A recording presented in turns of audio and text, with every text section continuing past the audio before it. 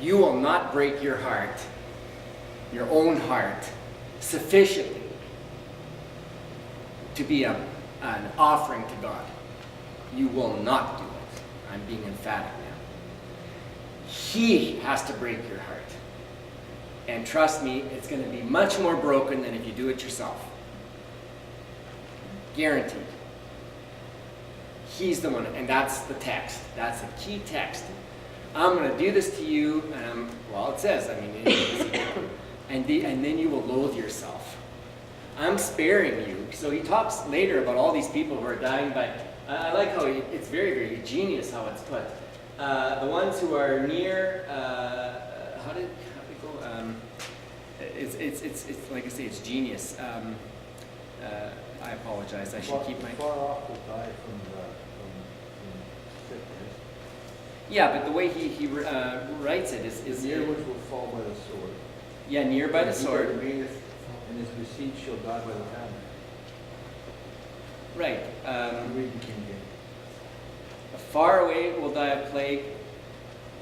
Near will fall by the sword. And he who survived and spared will die of famine. Can you imagine? Remember, what's famine, by the way?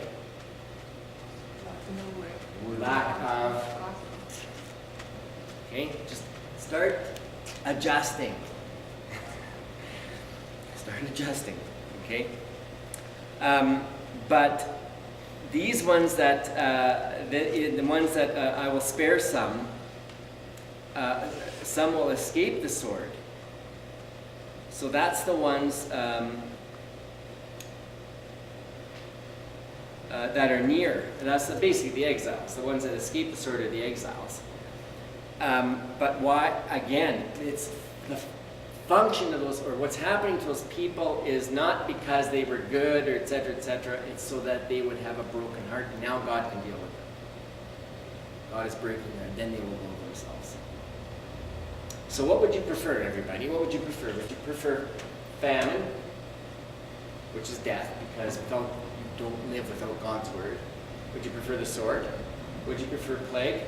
Or would you prefer exile? I think the sword is quicker. Sword is quicker. Exactly. I prefer not to have any of those, thank you. Well, but you see, If you got to choose you one, notice I that get the sword. this is a total, and we're going to see more of that. I would ask, say, can I have a lifetime to think about that, please? Yes. Get back to you. Ron, I'm reading from the Orthodox Study Bible, and they say, he who is in the confinement shall perish by famine. Do you know what they imply by confinement? He is in what? Sorry. And he who is in the confinement shall perish by famine. Well, my translation says near. Confinement. That could be a reference to exile because they were basically subjugated by the Babylonians. That's probably what it is. Let me just see what RSV says. That's chapter 7:12, isn't it? Yeah. Verse 12. Yeah. Okay. It says, "A third of your people will die of the plague or perish by famine inside you. He A who is third near will fall by the sword outside your walls. And a third I will scatter to the winds and pursue with drawn sword." Okay, so there's a variety of translations, but I think you get the idea that just because you were exiled doesn't mean you're necessarily in good shape. Right? It's a total punishment. Like pick your poison, right? Go ahead. The theme of brokenness, would that be sort of might it be a sort of a throwback to recreating? Yes, that's the idea of potter, right? That's Genesis, and then that's one of the Corinthian correspondence, if I'm not mistaken, St. Paul, where he talks about that.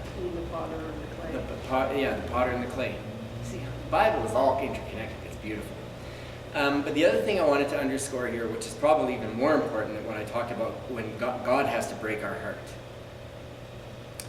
The remnant is preserved for no other reason than to bear the guilt according to the subject matter, God's utterances. He said it, it has to be done. By this they will know God, since the most important issue is not the event, but the utterance regarding the event by God, which underscores its centrality. And what I mean by that is that when God says something's going to happen, happens. The issue is not the event that happened. The issue is that God spoke it. You see, because nothing happens in the Bible that God is surprised about. Everything happens at the behest of God, the good and the bad, right? We said that before. Everything. There's no surprises. God sends everything. And that's why you have, very often in these particular chapters, I, the Lord, have spoken. And in fact, he even says in that last little bit there, at the end of 6, he says, and they will, this is verse 10, and they will know that I am the Lord. I did not threaten in vain to bring this calamity upon them. You see, the idea is that what he spoke is the issue. Chapter 7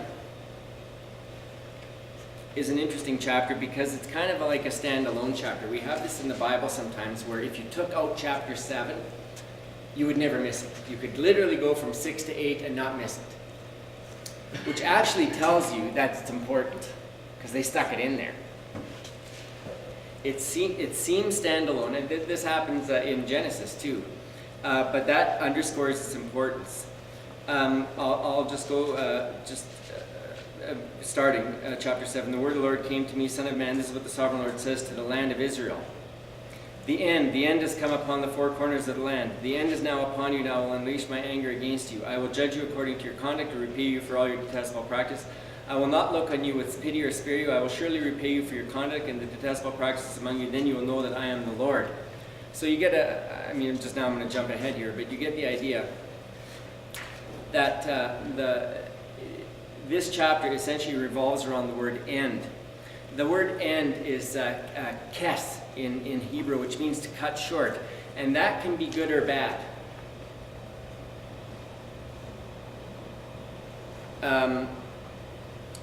For example,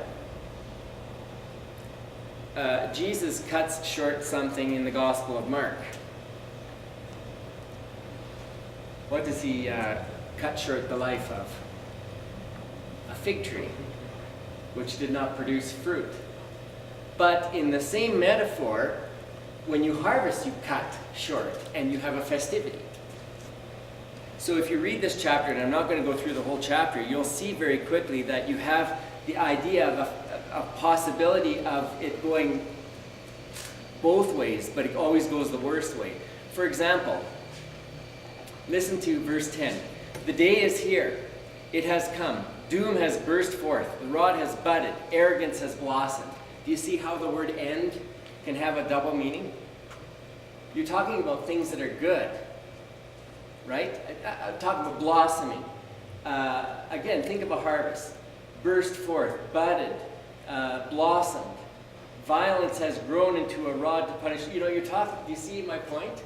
Where the end can be a good thing or a bad thing. It can either be the end of the growing season where you have festivity, or it can be your end. And here Ezekiel combines both, where the whole chapter revolves around the word end.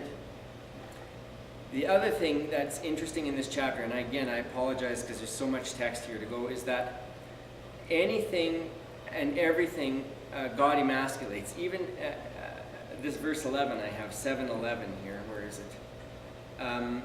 Violence has grown into a rod to punish wickedness. None of the people will be left, none of the crowd, no wealth, nothing of value.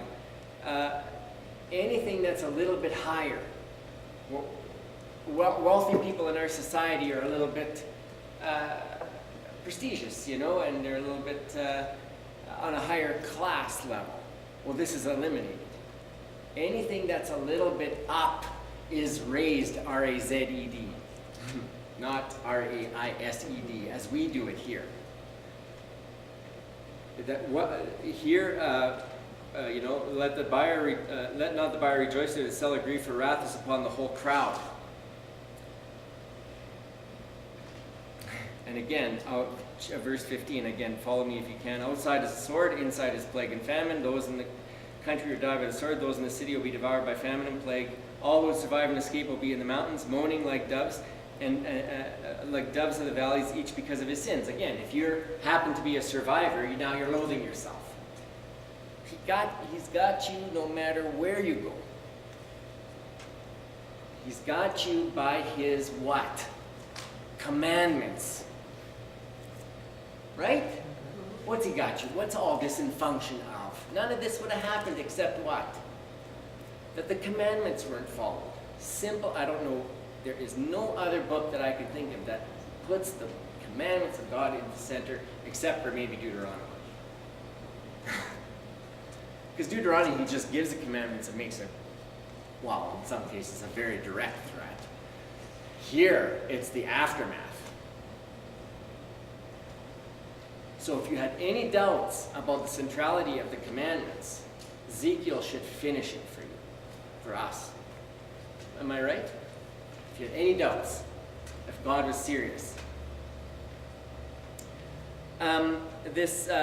But again, listen to this verse here. I'm looking for I wish I would have written down the verse because I can't see it quickly here. I'm looking for something that has gold and silver in it. Does anybody see it in chapter 7? Verse 19, yeah. Okay. Okay, 19. Yeah, they will throw their silver into the streets, and their gold will be an unclean thing. Their silver and gold will not be able to save them in the day of the Lord's wrath. They will not satisfy their hunger or fill their stomachs with it, for it has made them stumble into sin. Okay. You see? Because if you had silver and gold, you can buy food. But they have silver and gold, but they're still starving. That's the point. It gets worse. Is there an end to this? If you're a hearer of this text, we have books in front of us. If we wanted to, we could flip ahead. But if you're in the ancient world, you hear this, and you don't know when it's going to end. Right, Menzo? You're just hearing this and hearing this and hearing this and hearing this. I mean, it's the word of the Lord. It's life. So that tells you something, doesn't it? That our life is dependent on hearing this word. And if it is a word of lamentation, mourning, and woe, so be it. But it keeps us going.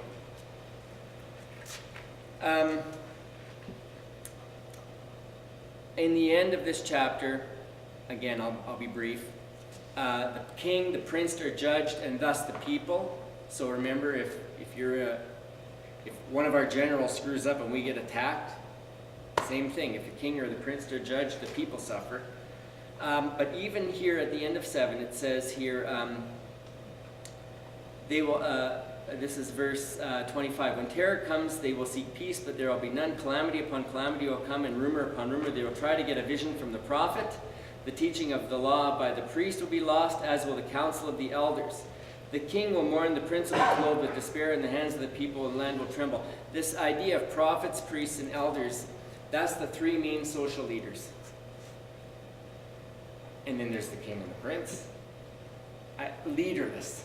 Your leaders don't even know what to do. I mean, again, the idea is that it is debasing, constantly debasing. And but in the end, God gives a reason for his wrath. He says, I will deal with them according to the conduct and by their own standards. I will judge them, then they will know that I am the Lord our God. Because basically he's saying that, again, my commandments and ordinances are what's at stake. But there's another thing I wanted to bring up, and I've left it till the end for chapter 7, and that is the land of Israel.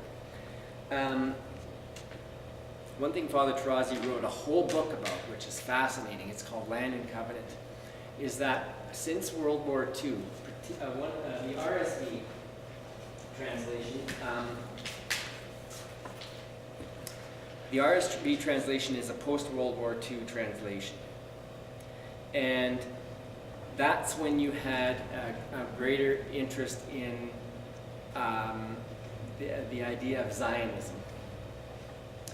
And when they translated this text, the translators, they would translate the Hebrew word, let me just see if I have it written down here. Yeah. Numerous mistranslations of the central theme to our demise as modern readers Adamat Yisrael. Adamat. What does that mean? Or what does that sound like to you? That's Adam. Adam. Remember Adam? Adamah. Adam is from the ground. That's why he's Adam. Okay? So what we have here is land of Israel, when it should be ground of Israel, or earth of Israel. Because without keeping it ground or earth, you have no connection to Genesis, number one, at least textually. But number two, the translators even went further. Because ground of Israel, land of Israel denotes a specific bordered section of real estate. And what the translators of RSV even did more to our demise, and it's a huge mistake, is they would put in the word own. I will bring you into your own land, which is not in the text. Not in the text. That's huge. Absolutely. People die on stuff like this. Yeah. Okay? That's why we're here. And they're dying. And they're dying. Okay? That's why we're here. That's a big and costly translation error. Ground refers back to Genesis, signifying the close referential relationship between the ground and the human being and other land animals, which give life according to the commandments of God. Remember, we said the subject matter in Genesis was not just the human being. It was basically the whole of creation. And man is belittled in a sense, and he always has to be belittled because we like to rise up. He's belittled in Genesis by having him be created on the sixth day with the land animals out of the same ground. So remember, the difference between the ox or the cow or the sheep is not ontology, it's assignment. The human being is assigned differently than the other. Just read Genesis carefully. You'll see very quickly. I've done this, and it's an assignment. It's what are you being assigned with? So, yeah, it's a huge error. Translations. Oh, it changes everything, doesn't it? Changes everything. I mean, can you imagine if every time you read the land of Israel, you read the ground of Israel? How that changes your idea of how Scripture works, of what this is all about, how we as human beings relate to one another, because there is no your own land. Everything according to the book of, any book in the Bible, God owns everything. It's not ours. We're entrusted with, but we're not the owners. That's why you have, how do I say, we are inheritors, not, what's the other word that's sometimes used? What's another word? It's not stewards, but the idea of when you're passing on something, it's not, I'll think of it in the way home, but it's very careful. The Bible's very careful. The word they use is inheritors, because when you inherit something, you haven't actually earned it. Right? I mean, if my parents worked my butt off, or their butts off, and I lazied around and they both died and I inherited, what did I do for that? Nothing. Okay? I just wish I could remember, but I get the idea. We inherit. It's the idea of inheritance. This is your heritage, your inheritance. But what the understanding that inheritance is that it wasn't yours. You're gifted with it. So, big difference. Let's go to chapter 8, because we have 2 more chapters, 8, 9, 10, 3 more chapters. Yeah. I'll try to be brief here. So this chapter, in the 6th year, in the 6th month, in the 5th day, again, when you hear that, that's a priestly lexicon, so it's belittling. While I was sitting in my house, and the elders of Judah were sitting before me, the hand of the sovereign Lord came upon me. I looked and I saw a figure like that of a man from what appeared to his waist down. So I'm gonna just stop here and say this is where he's talking about the site of what he saw in chapter 1. The Spirit lifted me up between the earth and heaven in visions of God. He took me to Jerusalem, to the entrance of the north gate in the inner court, where the idol that provokes jealousy stood, and there before me was the glory of the God of Israel, as the vision I had is seen in the plain. So you see the difference in reference points, right? You see, if you're a Judahite, if you live in Jerusalem, you think that the God of Jerusalem is the God of the earth. But no, Ezekiel's saying, no, the God that I saw in the plain I'm seeing is taking me to Jerusalem. You see, the reference is not Jerusalem. And this, more and more I read the Bible, the more I realize. Old Testament, Gospels, Pauline epistles for sure. The gospel or the word of God comes from the outside unto the people of God. It does not come from the people of God. It comes from the outside unto them. The more I read it, the more I see that movement. Let me look at St. Paul's ministry, right? St. Paul's ministry. He's from Tarsus. And he's preaching to the pillars in Jerusalem. Shouldn't it be the pillars of Jerusalem? You know the pillars, James, Peter, and John, right? It's the pillars of Jerusalem who walked with Jesus who should be instructing Paul, right? Why is it the other way around? Why is Paul instructing the... Because Paul received a special commission from Jesus. Yeah, but they knew Jesus and they got a commission. No, but his was... Yeah, but why? But you see the movement, right? They're the ones that need instructing. They're the ones that he's bringing back to the center. Not the other way around. I mean, you'd think it might be the other way around. Like, who's this Paul guy? He never walked with Jesus. We walked with him for 3 years. Who's this guy coming and telling us what to do? And yet, they finally had to give him the right hand of fellowship.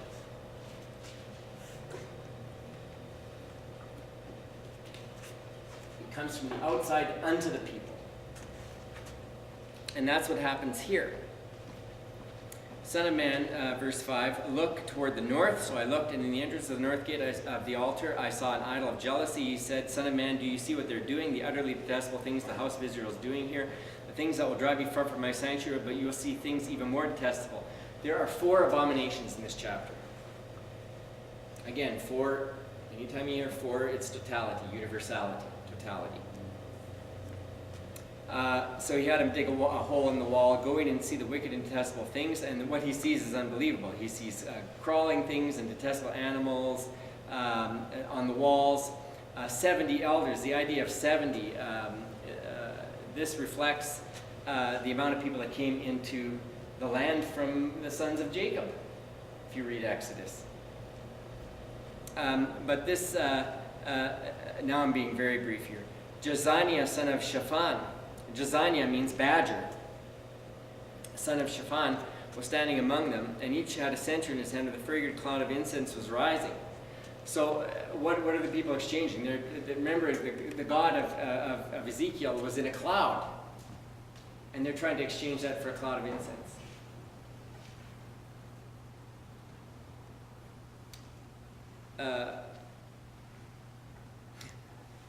He said to me, verse 12, Son of man, have you seen what the elders of the house of Israel are doing in the darkness, each at the shrine of his own idol? They say, the Lord does not see us. The Lord has forsaken the land. Again he said, you will see them do great things that are even more detestable. Then he brought me to the north gate of the house. I saw a woman sitting there mourning Tammuz, which is a Babylonian god. He said, do you see this, son of man? You said, I'll show you even more detestable things.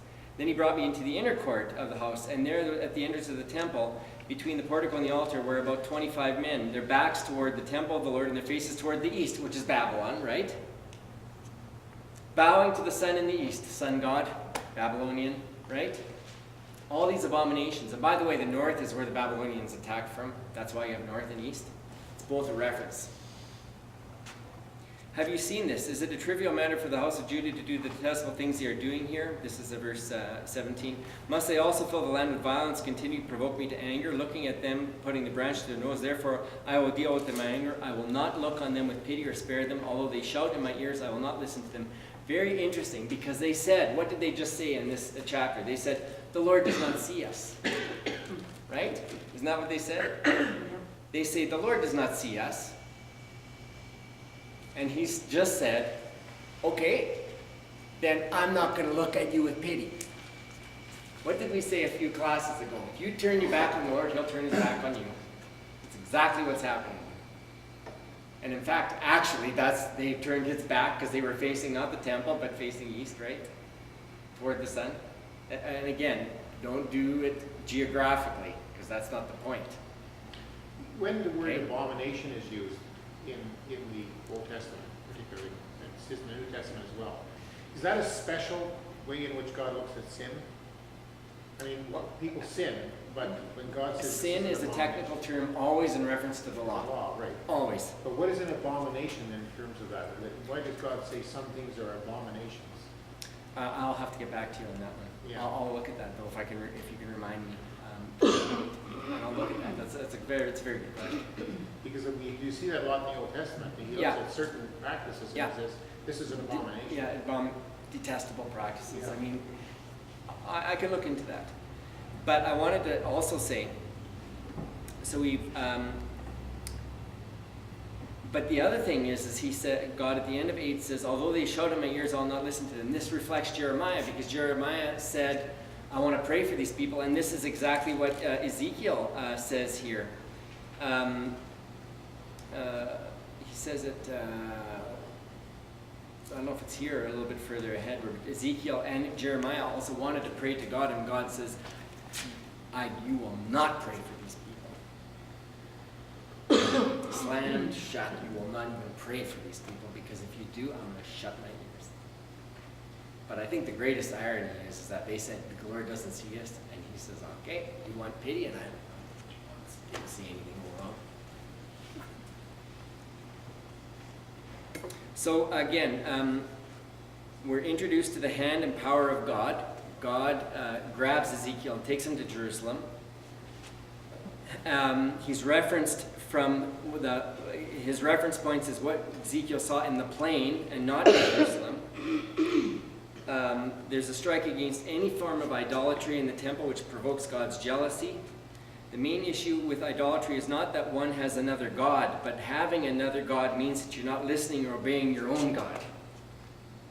It basically means the same thing. It's not that we have other gods. It means that if we have other gods, that means we're not listening to God. That's what it means. And that's exactly what happens. And, you know,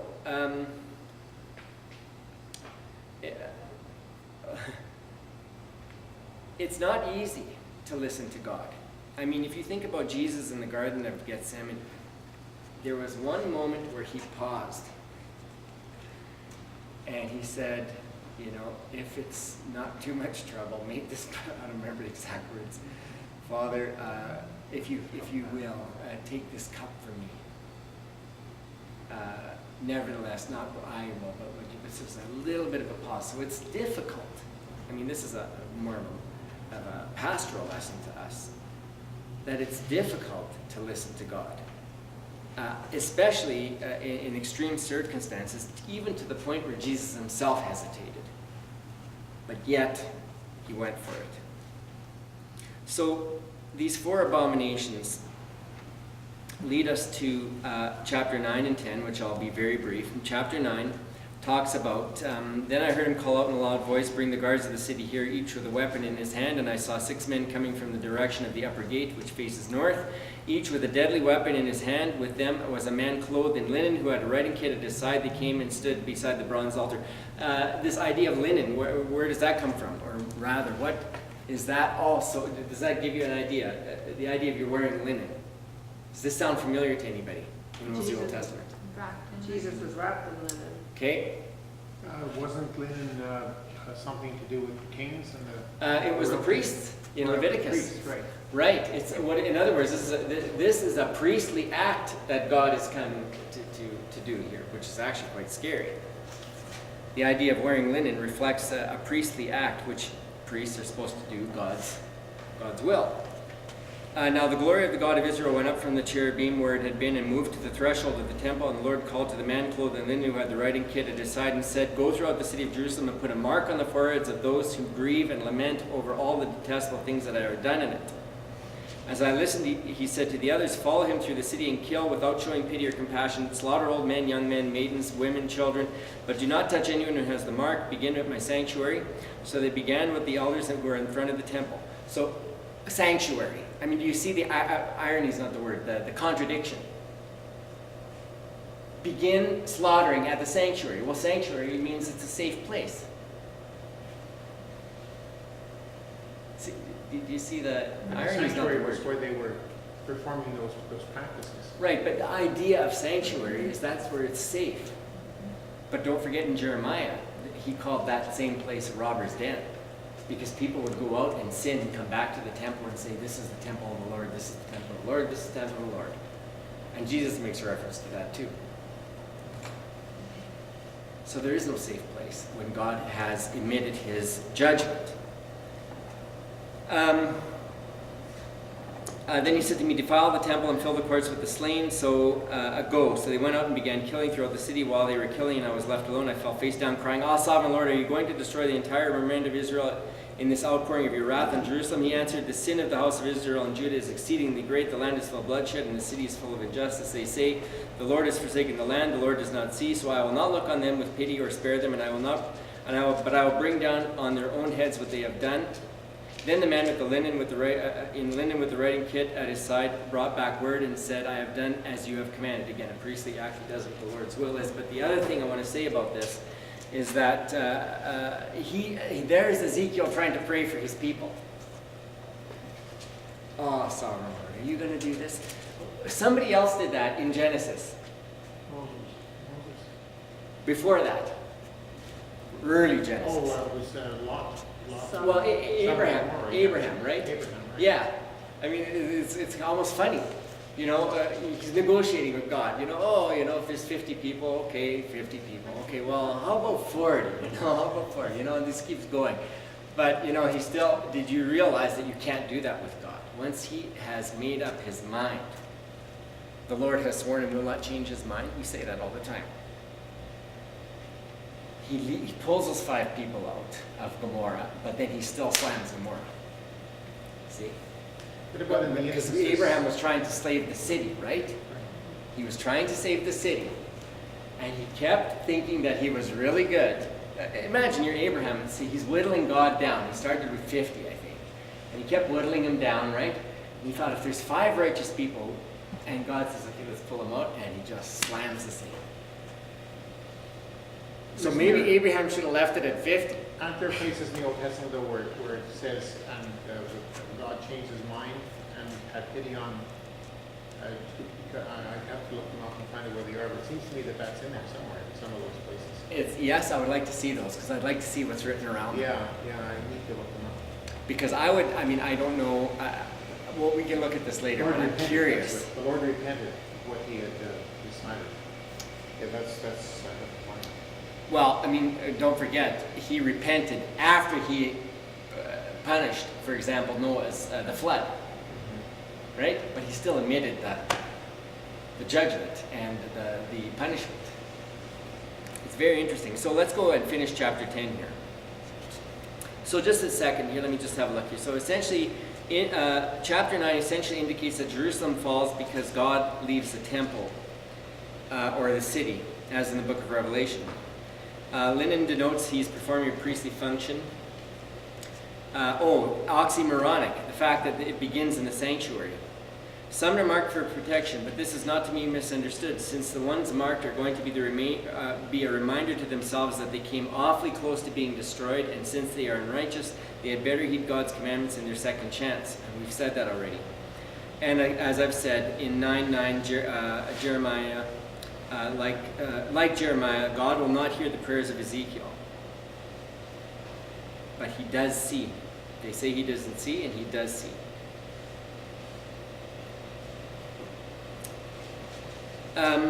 Chapter 10, it says, I looked, I saw the light. Now this one I'm going to be really brief. Essentially what chapter 10 talks about is almost a repeat of chapter 1 about what he sees.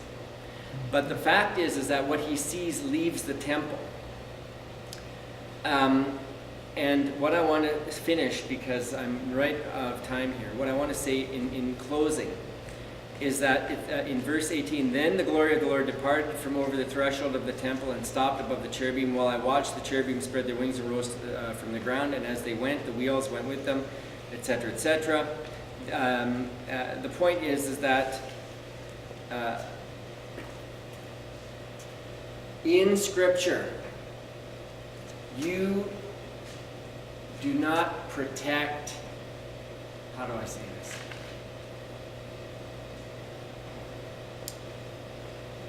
God protects you. You don't protect God.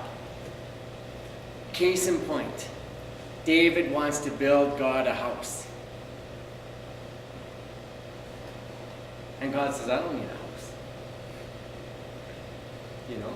God, when we read the end of Ezekiel, we're going to find out very quickly that God protects the city. You don't protect the God of the city. You don't build walls to protect the God of the city. God protects the city. So he doesn't need walls. So David, he wants to build a house. God says, no, we're going to build a house. God concedes. And the interesting thing about it is that when this temple's built, the glory comes in, provided that, if you read 2 Kings and 1 Kings, provided that the commandments are followed. Then the Lord will dwell in that temple. Well, guess what happened? He leaves the temple because the commandments weren't followed. Then they're exiled, they come back, what do? They build another temple. What happened to that temple when they didn't obey? That's right. And I love what Father Tarazi said in one of his recordings. I can't even remember which one. He said, you know, this works better in the South, he said, but basically God doesn't need a building. The only thing he needs is a tent. And I'm not talking about the tent in the wilderness in Exodus. What I'm talking about is the fact that a tent doesn't need walls. It just needs a cover. But walls are actually function in two ways. Number one, they're protective, but he doesn't need protection. But the other thing about walls is that it's restricting. So, in other words, without walls, you can bring all the people in. You can bring the nations in. Which is why our Jerusalem and the temple reference point for us Christians is not an earthly Jerusalem and an earthly temple. It's the heavenly Jerusalem and the heavenly temple, which is up in that canopy, which is metaphorically the heavens in Genesis. No walls, in other words.